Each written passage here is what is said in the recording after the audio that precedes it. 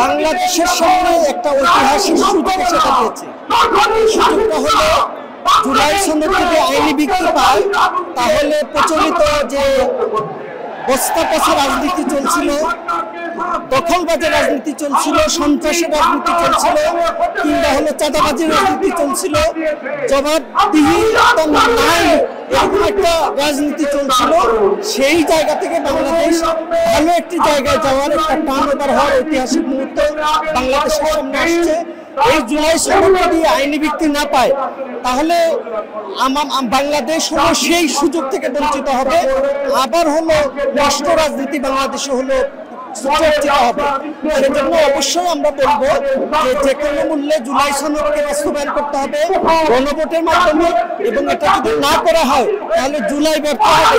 আর জুলাই যদি ব্যর্থ হয় তাহলে আমাদের এই শাহাদাত 2,00,000 লোক যে শাহাদাত বরণ করছে সেটা ব্যর্থ হবে, এই রক্ত দেওয়া ব্যর্থ হবে। এজন্য যে কোনো মূল্যে জুলাই ব্যর্থ হতে দেওয়া যাবে না। তারই অংশ হিসাবে অবিলম্বে গণভোটের ব্যবস্থা।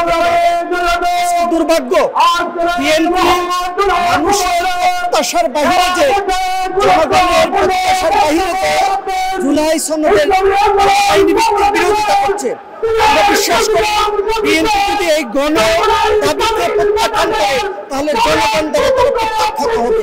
মনে রাখতে হবে বাংলাদেশের মানুষ বিএনপিকে গ্রহণ করেছে আওয়ামী লীগের বিকল্প হিসাবে। আজকে বিএনপি যদি আওয়ামী লীগ হয়ে যায় তাহলে আগামী নির্বাচনে জনগণ এই বিএনপিকে প্রত্যাখ্যান করবে ইনশাআল্লাহ। আজকে বাংলাদেশের যে জোয়ার তৈরি হয়েছে, জামায়াত ইসলামীর নেতৃত্বে আগামী বাংলাদেশ গঠিত হবে এবং আগামী নির্বাচনে জামায়াত ইসলামী হলো 8 দল সহ আরো অন্যান্য দল ক্ষমতায় আসবে ইনশাআল্লাহ। এসে এই জুলাইতে জনতার প্রত্যাশা আগামী নতুন বাংলাদেশ বিনির্মাণ, সেই বাংলাদেশ বিনির্মাণে জামায়াত ইসলামী ভূমিকা রাখবে ইনশাআল্লাহ।